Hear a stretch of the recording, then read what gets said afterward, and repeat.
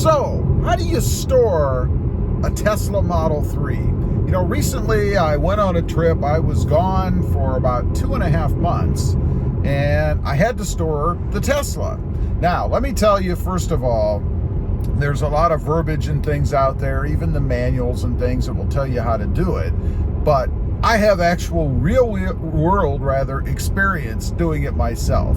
So here's the deal. What I did, I pulled the car into the garage, of course. Now, some will tell you that you shouldn't leave your Tesla in the garage plugged in because it can catch on fire and burn your house down. Well, I got news for you. So can a regular gas-fired engine or vehicle. So, yeah, there's risk in anything that you're going to drive that's a machine that, in essence, uses power to move, right? So anyway, I pulled it in the garage, and I did a lot of research on this. Should I leave it plugged in? Should I let it run down? Should I schedule the charging times? You know, all that stuff that you can do with a Tesla. And I decided that I was going to put it in the garage, plug it in, set it at 100%, and just leave it. Now, I could have scheduled it, maybe had it go at night, where if it dropped down at any during the day, maintained it at some percentage. You know, for the older batteries, the non-lithium batteries, which, by the way, the new, or at least the Model 3 Tesla, has a lithium-ion battery. That battery, according to most of what I read, there's always detractors out there, can be charged to 100% daily. You can bring it home, you can charge it. It's not going to degrade the battery or cause any problems, right? So I decided to go with that. I plugged it in. I have a home charger. It's a 50 amp charger. I do lower it to 30 amps to charge. There's really no reason, unless you're in a really big hurry, in my opinion and experience, to charge it any higher than that. It doesn't take very long for me to charge mine up anyway, so not a big deal. So anyway, I plugged it in. It's the home charger in the garage that I had an electrician install, and I left it. Now, the cool thing about the Tesla is you have the app.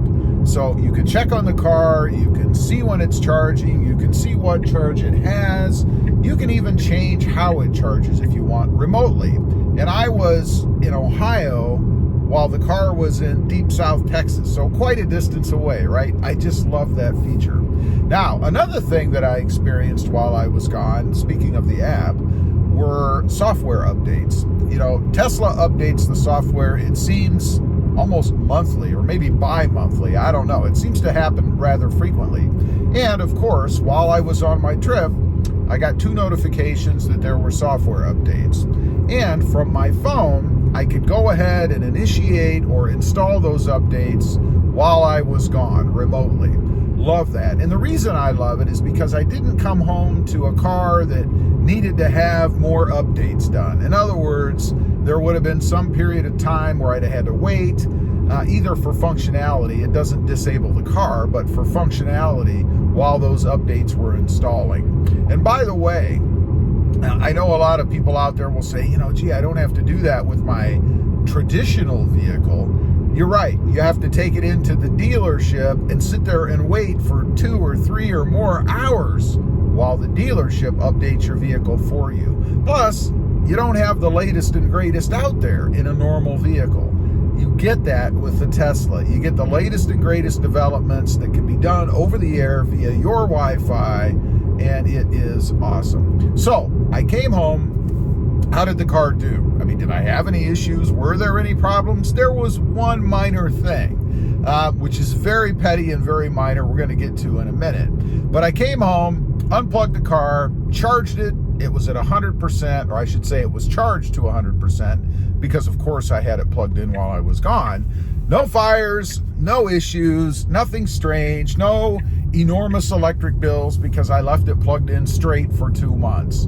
Love that. Now, let's talk about this petty minor problem. By the way, there were no other problems. The software updates happened seamlessly.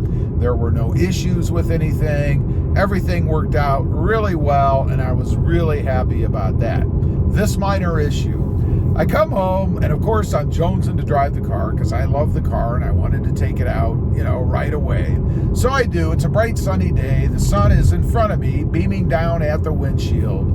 And I noticed there's like a film So, as anyone would do, you hit the windshield washers, squirt a little water on there, and the film doesn't go away. And that's because the film is not on the outside. There was dirt on the outside, don't get me wrong. You're always going to have pollen and dust and all that junk in the air, and I certainly did have that. But cleaning the windshield from the outside made no difference. There is, or was, not anymore, a film on every window inside the car. Now, to me, that means there is some off-gassing going on. In other words, all the new materials in the car, because this is new, I'd only had it a couple months before I left, were off-gassing. That means that they were rising in the air and sticking to my windshield and my rear window and my side windows and every window. So I had to clean them off, and it was kind of a brownish kind of a film. Brown, maybe yellow, orange, something like that. Not really a big deal, but one of those things that I guess if you've got a new Tesla anyway, you're going to have to be prepared for if you leave it sit for a while. You're going to have to clean your windows on the inside when you come home.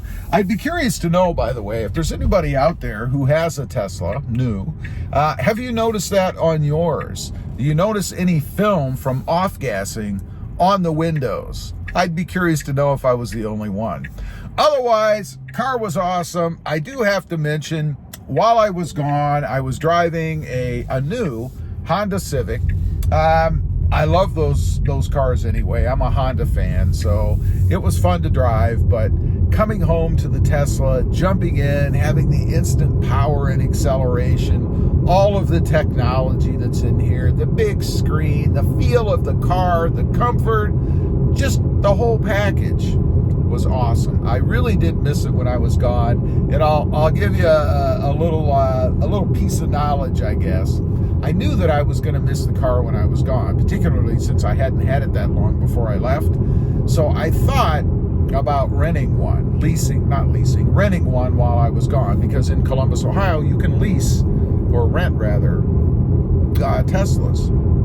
The only reason I didn't, and this is still my big problem with the Tesla, is range. I took another trip from Ohio to Connecticut, which meant I would have had to stop and charge and wait and all that stuff. And I don't care what anybody says, it takes longer, it adds time to your trip. And when you're already on a 10-hour trip, you don't want to turn it into a 12-hour trip, you know, between charging times and stopping and hoping that there's nobody that you have to get behind that you have to wait for or whatever. So that's my biggest problem with the Tesla. That's the reason that I did not rent one, but it did cross my mind to do that while I was gone. Anyway, I'll give it a rousing thumbs up. No issues with the car. Everything was awesome. Easy to store, particularly if you have the new battery where you don't have to worry about charging it too much or too long or whatever. Very easy. Plug it in, set it, and forget about it, and it'll be great when you get back. Leave a comment. Let me know. Ever stored your Tesla for a while? Ever had any issues with doing that? I'd be curious to know. Thanks for watching. Stay safe out there. Bye.